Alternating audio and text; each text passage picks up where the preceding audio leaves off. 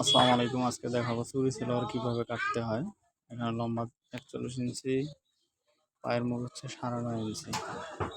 দেখাবো ২ গজ ৪ গিয়ে কিভাবে চুরি পায়জামা কাটতে হয়। প্রথমত দেখেন, কাপড়টা আমি সম্পূর্ণ কাপড়টাকে ২ ভাঁজ করব। লম্বা দেখেন কিভাবে ভাঁজ করি। পায়ের সাইড লম্বা, এই ২ ভাঁজ করলাম। ২ ভাঁজ করার পর এখন ৪ ভাঁজ করব। আপনারা এভাবে কাটিং করে দেখেন কিভাবে ৪ ভাঁজ করলাম। এভাবে কাটিং করলে কোনো জয়েন্ট পড়বে না। চুরি সেলোয়ার ঠিক এভাবেই কাটিং করবেন। চুরি সেলোয়ার নতুনদের জন্য একদম সহজ পদ্ধতিতে বোঝানো হবে। কাপড়টা আমি সুন্দর করে কুচিগুলো সমান করে বিছিয়ে নিলাম। এখন আমি উপরের বাঁকা অংশ সোজা করে নিব। একটা দাগ দিয়ে দিলাম। 1/2 ইঞ্চিতে সেলাইয়ের জন্য একটা দাগ দিয়ে দিলাম। খোলা সাইড দেখেন, এই পাশে বদ্ধ সাইড, এই পাশে বদ্ধ সাইড যে দুইটা হয়, আর এই পাশে সামনে হচ্ছিল 4টা খোলা সাইড। 1/2 ইঞ্চি সেলাইয়ের জন্য দাগ দিয়ে দিচ্ছি। এটা একবার 4 পার্ট যে খোলা সাইড, সেই সাইডে আমি দাগ দিয়ে নিলাম। এখান থেকে উপরে 7 ইঞ্চি বাদ দিয়ে, নিচের দাগ থেকে 7 ইঞ্চি বাদ দিয়ে 15তে দাগ দিলাম, অর্থাৎ 30 ইঞ্চি হাই হবে। 15তে দাগ দিলাম। লম্বা আমি যতটুকু নিলাম, নিয়ে প্লাস 1.5 ইঞ্চি আমি নিচের মোড়ানির জন্য দাগ দিয়ে নিলাম। এখানে দাগ দিয়ে দিচ্ছি, নিচেও দাগ দিয়ে দিচ্ছি সোজা করে। ঠিক এভাবে দাগ দিবেন। আপনারা যদি চ্যানেলে নতুন হয়ে থাকেন তাহলে অবশ্যই আমার চ্যানেলে সাবস্ক্রাইব করবেন এবং একটা লাইক দিবেন। এখানে পায়ের মুখ 9.5 ইঞ্চি, 9.5-এর অর্ধেক দিলাম। এখানে 4.5 ইঞ্চি দিলাম। 4.5 ইঞ্চি ফাড়া থাকবে টিপ বোতাম।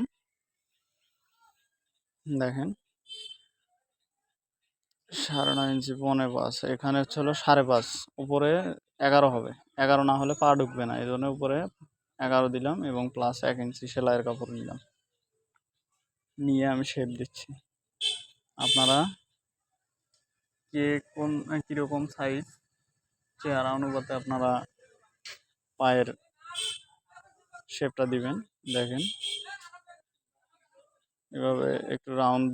চুরি সেলোয়ার সচরাচর নিচের দিকে অনেকটা চিপা হয়, এই কারণে শেপটা বেশি দেওয়া লাগে।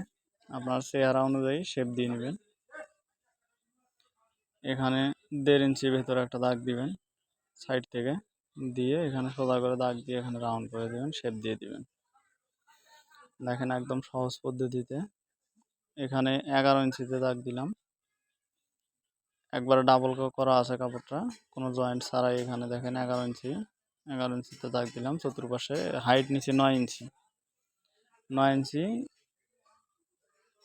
এদিকে 9 ইঞ্চি, 9 ইঞ্চিতে নিয়ে দাগ দিয়ে দিলাম। এটা কোমরের বেল্ট একবারে আসবে, এই জন্য আমি একবারে দাগ দিয়ে নিলাম। এখন মার্ক অনুপাতে কেটে দিচ্ছি। দেখেন ভিডিওটি ভালো লাগলে অবশ্যই একটা লাইক দিবেন।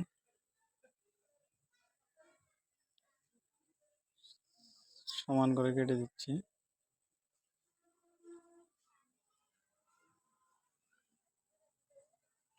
দেখেন কোনো প্রকার জোড়া ছাড়া আমি সেলোয়ারটি কাটিং করতেছি।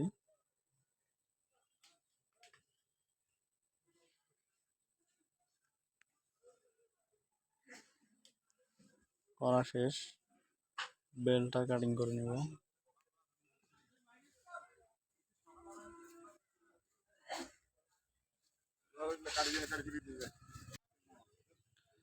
বেল্টটা কেটে নিলাম।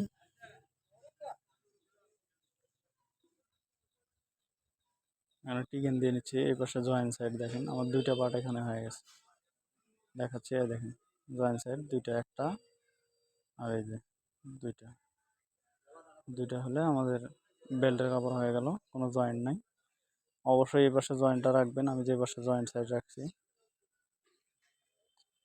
উল্টা পাশে কাটলে তাহলে 4 খণ্ড হয়ে যাবে, সেক্ষেত্রে হবে না। ভিডিওটি সম্পূর্ণ দেখার জন্য ধন্যবাদ।